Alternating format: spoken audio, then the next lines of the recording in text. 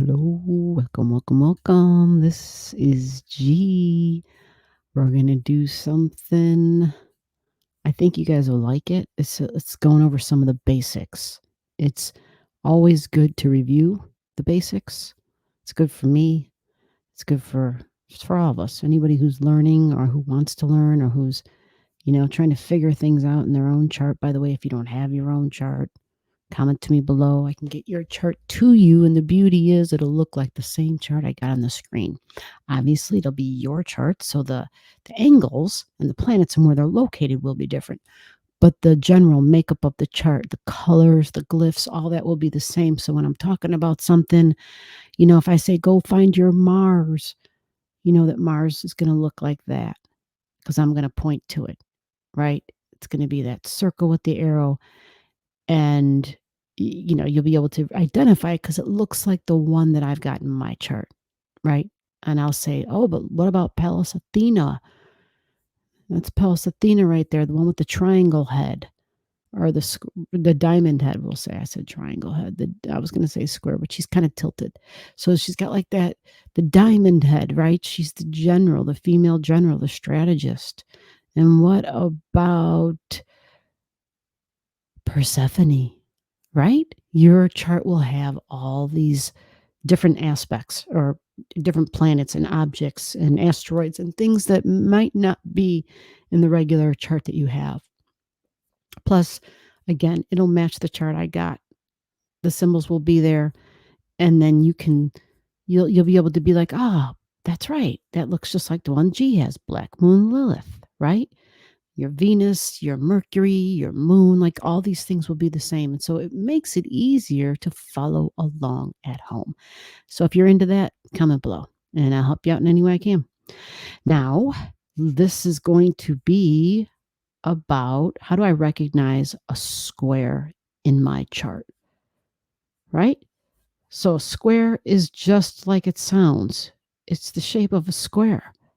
Yeah, that's a square in your chart. We're going to do red because squares represent stress and tension. Now in this chart, you see a whole bunch of squares.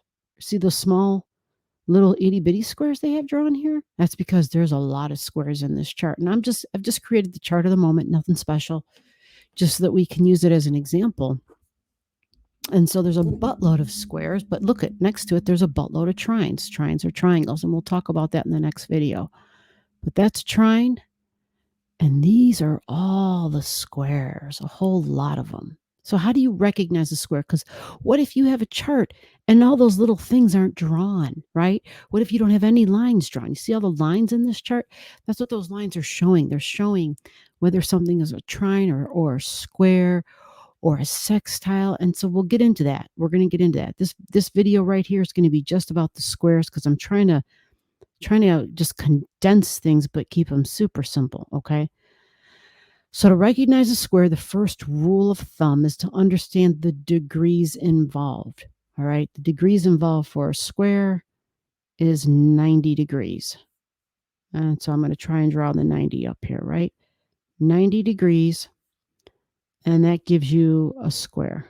Yep, that's a degree sign. I know, doesn't look like it. It doesn't look like a circle. So how about this? I could throw that one out. We can go a little bit wider on it. Okay. And then we'll go like this. It's a teardrop. Yeah. 90 degrees is what we call a square. Okay. How do you recognize it in your chart? All right. So to recognize a square, I'm going to give you the long way, and then I'm going to give you the shortcut. And the shortcut, you do it as something, as a tool to take a quick look. But you always want to make sure, you always want to double back and make sure what you're looking at is legit. Now, typically, your software or whatever you use is always going to draw things in. But again, you might have something like you're looking at some transits or something or whatever, and there might not be lines. Maybe you're looking at something and for whatever reason, the lines aren't there. That's a possibility too. So the thing is, if you don't have the technology to show you and to do the work for you, you should probably know the foundations and the basics yourself. God forbid that the tech and the computers go down, right? Like we need to know some of the basics. So a 90-degree angle is a square. Okay. So what that tells us is we're just going to start with let me see if I can see what they're showing here so we can begin an obvious square. I'm going to show you Uranus. We'll start there. Uranus is in a fixed sign. It's in Taurus. It's in Earth. All right, it's in Earth. So one of the rules is that for a square to occur, it's going to be 4 signs away. Okay? 90 degrees, 4 signs away. The 4 signs away is the shortcut because who wants to count degrees, right? Right. So let's go big and we'll count these out, right? So when I say 4 signs away, that would include the sign that we're in. So you start at Taurus and then we're going to go to the right. Okay, we're going to go to the right. Let me go like this. Let me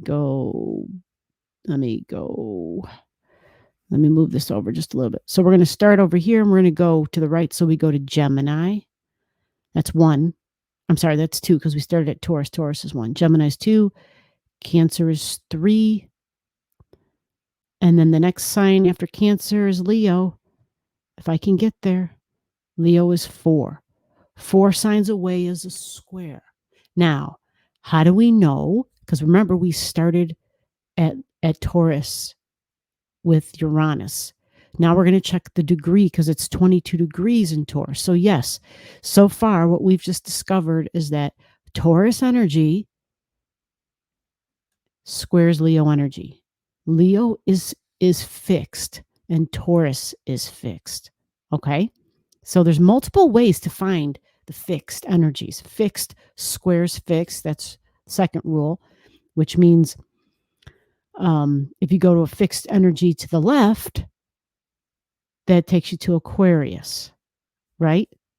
Because we'll do it over here. We'll go 4 to the left, but we're going to start, when you start with the 4, you start using Taurus as number 1 because that's where we're starting from Uranus. So we go 1. I'm sorry, that was 2. My gosh, gee, I'm sorry, guys. 1, 2, Aries is 2, 3 is Pisces, and 4 is Aquarius. You see? So 4 to the left, 4 to the right, and that gives you your square. And that's, of course, starting from here, which would be number 1. And why would we do it that way? Instead of just saying, gee, why aren't we just counting over by 3? Well, here, let's go look at the square. Literally, let's go look at a square. For something to square, it angles this point to this point. And for it to square, you have to include the points of each of these angles. And so Taurus is over at this angle. And that's my little Taurus. And then Leo is at this angle. You see? Right. Now, with this example, using that square, that shape, I'm just trying to move stuff over, and I'm sorry, I'm having a difficult time. Anyway, we're going to draw in the other points here to hit home this point. These are all going to be fixed signs. There's 4 fixed signs, just like there's 4 mutable signs, 4 cardinal signs, right? So this would be called the fixed cross. Now, what are the other fixed signs? Well, the one that's opposite of Taurus is Scorpio. Okay, I'm sorry that doesn't look like Scorpio. Everything is very strange for me right now, so you just have to kind of just hang in there with me. Opposite of Leo is Aquarius. Oh, yay, that almost looks pretty good. Yay, we got that in there. So you see, this makes the fixed cross, the great fixed cross. So for these to be squaring, we have to count Scorpio, the Scorpio point, and the Aquarius point. And then that means also, what else squares, right? That means that Leo squares Scorpio and that Taurus squares Aquarius. That's right. You see that? And so that also means that we have oppositions here. Yeah, because Taurus opposes Scorpio, Scorpio opposes Taurus, and Leo opposes Aquarius, just as Aquarius opposes Leo. So you see how there's a cross now? The fixed cross is the same as a fixed square. You got it? Well, I should say a fixed great cross is a fixed great square. Because when you connect all the sides, it ends up making a square. Right? You get where I'm going with this. Yeah, even though my square looks a little drunk, you get my point, right? So in the smaller chart, when we go big, I said smaller, my brain, sorry. When we go big, it's the same idea. So you see that little example, we started at Taurus and we went, number 1 is Taurus, and we go to the left. So that's 2, that's 3, that's 4. There's your square. Aquarius squares Taurus. Yes, it does. And we went number 4. So we start number 1 on Taurus and we go 4 to the right. That's 2, 3, and I got to go all the way over. I'm sorry. Just the chart of the moment's a little wonky. And I lost my thing, so I'm going to have to extend it out from here. And yeah, I'm probably not going to do another video after this one because I am struggling in so many ways. I don't know why, but I'm I'm really struggling here. Technology, my brain, my hands, like the shit's just not working right tonight, guys. So that is your square energy, and it's stress and tension. It's very uncomfortable energy. And that would just simply be the one angle. That's just, let's pretend you got a, Uranus, which is where I started talking about Uranus energy, and Uranus being at 22 degrees. So to find the specific square, right? We know the energy is square, but we want to know if something's square in this planet. That's when you look at the degree and you're like, okay, what degree is this at? Yeah, you're right. This is at 22. So I know just from that lesson we just had, if I go to the right 4 signs, right? Which means I know to the right 4 signs is going to be Leo. Find something at 22. That's going to square. That's going to be Uranus squaring whatever I find at the other end. And if I go 4 to the left, that's going to be Aquarius matching at 22 degrees. That means Uranus is going to be squaring that. You see? So let's go take a look. We're going to just go like this because it's nice to have it big. We're going to Leo. Let's see if we got anything at 22, and bam, look what we got. This is today. Maybe this is my problem. I don't know. Black Moon Lilith at 22 degrees. And Uranus is slower than Black Moon Lilith. Black Moon Lilith isn't like exceptionally slow, but Uranus is slower. So it will be nice once this moves along because I've just been having so many difficulties creating videos and shit. It's just crazy. So that's a difficult square. You see that? And I kind of gave it up already, right? I had the line drawn already. Let's go look at Aquarius. What do we got? 22 degrees to find that square, right? And look, we got freaking Hygeia. Hygeia is there. The state of our health, our technology, our devices, because that's Uranus, our things that have been invented, but they're I said devices, it's really big stuff. Gemini energy, Mercury would be more like the handheld devices, but the Aquarius energy, it is the internet. So I know they're telling me my internet sucks right now, even though the internet, it's anyway, it's my StreamYard, my yeah, my partner, yeah, difficulties. So it's this T-square that we're seeing, or at least this is for me what I'm in the middle of right now. And just so that you guys know, to hit this home even further, in my natal chart, to understand all of this, hell yeah, ask me, gee, do you have anything at 22 degrees in Taurus? I sure as hell do. I sure as hell do. And so Uranus is sitting on it right now. And do I have anything at 22 degrees in Leo? Close enough. I do. It's conjunct that. I got something there. This is technically 2249, 23 degrees. And then, hey, gee, do you got anything at 21 degrees in Aquarius? Yeah, I do. So what does this mean? This means that what you're witnessing, the difficulties, even in my speech, right? It's not just the device and it's my freaking recording possibilities, my internet. Like I just recorded a 20-minute video. It took it like 45 minutes to an hour to upload. Insane. And that means I couldn't record another video until that was done. And as it is, I had to wait just to get in here to start recording. And so it's, yeah, anyway, it's late and now my brain is kind of mushy and I'm not functioning real well. And well, neither is anything else. So I'm like, well, shit, I guess this is it. Maybe this is all I'm going to get in tonight. So that's a T square. That is a big T square. Now, is this a boo hoo video? Hell no, not at all. Not at all. I love being able to give you realistic examples. And what's better than seeing me in it in the moment? Now, how does this explain me in it in the moment?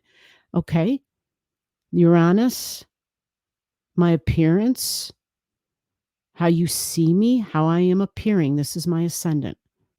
Yep, that is my ascendant. And technology, Uranus rules Aquarius, by the way. And this is the internet, right? Am I having difficulties? Am I having difficulties with StreamYard? Hell yes. Hell yes. And that is an invention. That is an invention for sure. Not just the StreamYard, but the internet, the web, right? Absolutely. That's a huge thing. And then this over here, I got Black Moon Lilith in my Leo energy. We also got Venus there at 28, but we got specifically the T square of Black Moon Lilith at 22, 23 degrees. That's pretty tight. For a while there, I had Venus blessing me, right? Because wherever Venus is, she can help you out, but she's pulling away from Black Moon Lilith.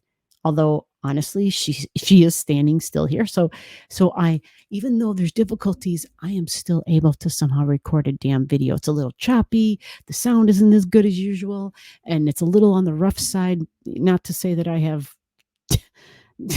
world-class video skills, because I know I don't, and I know my visuals look like, anyhow, we're not going to get into it. Lots of room for improvement. But Black Moon Lilith throwing a monkey wrench into shit. Leo is my charismatic ability to stand out and be unique and have fun and to laugh and to be feeling some enjoyment in my life right now, right? Or to at least express and shine and radiate in a joyful, optimistic, fiery way where it's like, damn, there's G, she's back in the saddle. No, not right now. Black Moon Lilith is kind of, even my vocals, right? As I was talking, it was like, what is up, G? You sound like you're sick or something. I'm not sick. It's literally just started because started recording a damn video. So it's just Black Moon Lilith throwing a monkey wrench into shit. And then let's come on over here. Let's come on over here to Aquarius, my ambitions, my goals, my 10th house. Yes. Can I get these videos recorded? I have videos for other people and I have a list of shit I got to get done and I'm just not able to get it done. And so it's the health, hygiene, the health of astrology for me right now. Aquarius, astrology, the astrologer, also the technology, the internet, like all that good shit. Social circles, friends, online, the chatting, like it's all part of it. And so it's a T square. It's not the end of the world. There's just challenges. It's stressful. There's some tension. And when these happen, you basically, especially because it's fixed energy, it's fixed and it's telling us Aquarius is about, okay, you got to change things up. Things aren't going to be the way they normally are. You have to change things up. You have to be willing to budge and to bend. You have to be willing to bend. Some would say detachment from the usual, from the routine, right? Where Aquarius and Uranus are, they break crystallized methods. They take something and they take this mold, this form, and they shatter it. And they say, you know what? Out with that one. You don't get to use that one anymore. You don't get to do that way anymore. And here it's values, Taurus, what I love. This can have to do with money, right? And values in general. So, Taurus energy, think food, smells, taste, touch, sensuality, right? Can be somebody you love, actually. Taurus energy, something surprising because it's Uranus. And then Leo energy. the Leo energy. And then Mercury is going to be facing this T square soon. Some would say this is already a T square, including Mercury. I say in my book, it's a wobbly. This is at 14, 15 degrees. It's 7, 8 degrees away. Yeah, I say it's wobbly. So if you got something in your chart, like at 18, 19, and Mercury's aspecting that, so then that touches Black Moon, then that definitely is squaring this. But for right now, my ability to stand out and to be creative is hampered, and there's some stress and tension, and it's saying it's all about the fixed way I was creating. Do something different, G. Create in a different way. Switch things up. You don't have a choice. So you're either going to pack it up and go home, or go to bed, or whatever, or you're going to say, okay, I'll make do with what I got. That's all I can do. So that's a square. I didn't want this video to be that long, but I wanted you guys to be able to understand the fundamentals and the basics of how to recognize a square and how it could look in your life, how it could show up, how it could express, and then understanding the energy that it's in. That is a big deal. So remember, that was an example of a fixed square, and then a fixed T square as well. I hope you enjoyed this video. I'm out. See you in the next one. Bye-bye.